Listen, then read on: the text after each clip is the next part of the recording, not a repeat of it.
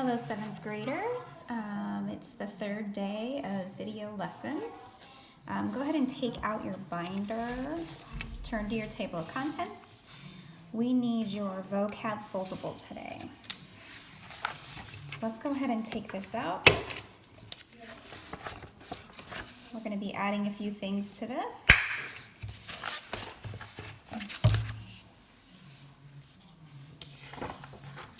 Okay, so last time we were together, we looked at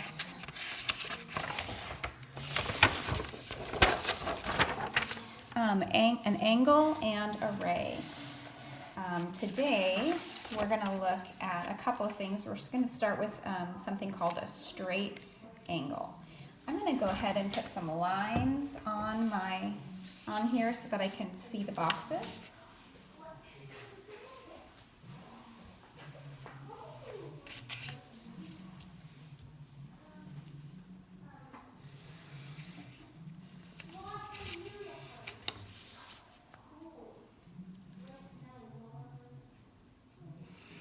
All right. Okay, straight angle.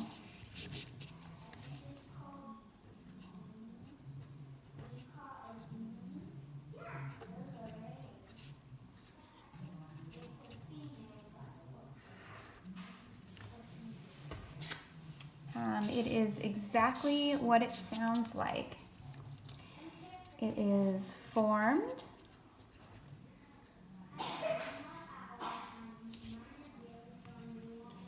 when the sides of the angle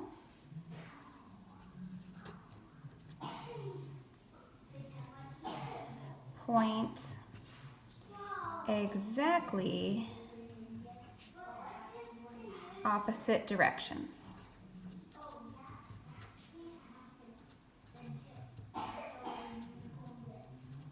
Okay, so let me go ahead and do a drawing of a straight angle here.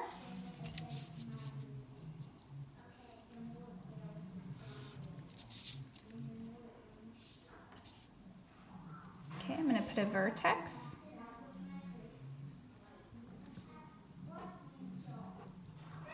Okay, that is what a straight angle looks like. Okay, let's go ahead now and talk about supplementary angles. Okay, up here we have supplementary angles.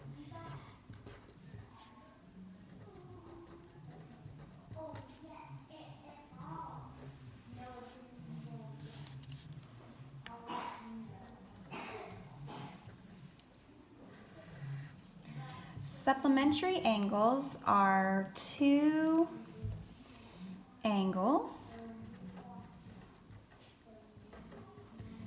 with a sum of 180 degrees. Okay, so let me show you a couple of examples of supplementary angles. The first one looks like this.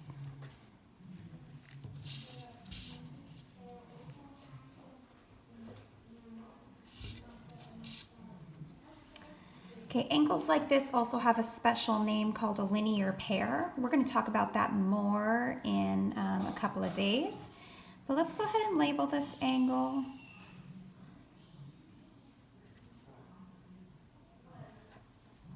Okay, now the sum of these two angles is 180 degrees. And we can write this as the measure of angle ABC plus the measure of angle CBD, that's supposed to be a D, is equal to 180 degrees.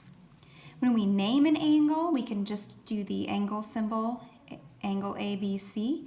But when we're talking about the measurement of the angle, we want to put an M here. That makes it very clear that we're talking about the measure of that angle. Okay.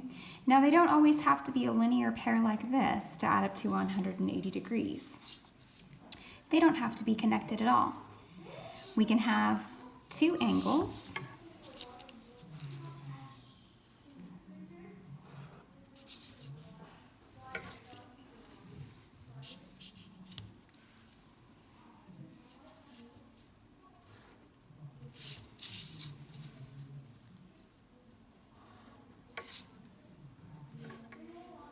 Okay, and we can go ahead and name these angles. I'm going to name this one angle E, F, G, and I'm going to call this angle H, J, K. And these angles we're going to assume add up to 180 degrees. So we can write that like this: the measure of angle EFG plus the measure of angle HJK is equal to 180 degrees. So these are both examples of supplementary angles. The next type of angle we're going to look at is a complementary angle. So let me scoot this up a little bit. Complementary angles are very similar to supplementary angles.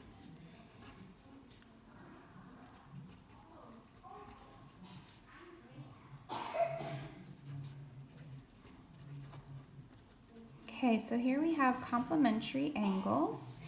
It is two angles with a sum of 90 degrees. Okay, so supplementary was 180 degrees. Complementary angles have a sum of 90 degrees. Okay, again, we're going to look at this two different ways. Okay, you're going to see complementary angles that look like this. We're going to assume that this is 90 degrees here. Okay. Okay, so let's go ahead and label this. We have A, B, C, D. Okay, now if this is a right angle, meaning it adds up to 90 degrees, then we could say that the measure of angle A, B, C plus the measure of angle C, B, D is equal to 90 degrees. Okay. And just like the supplementary angles, complementary angles do not have to be attached to like this. These are also called adjacent angles. We'll talk about that more next time. They can be separated. So let me just show you what that would look like.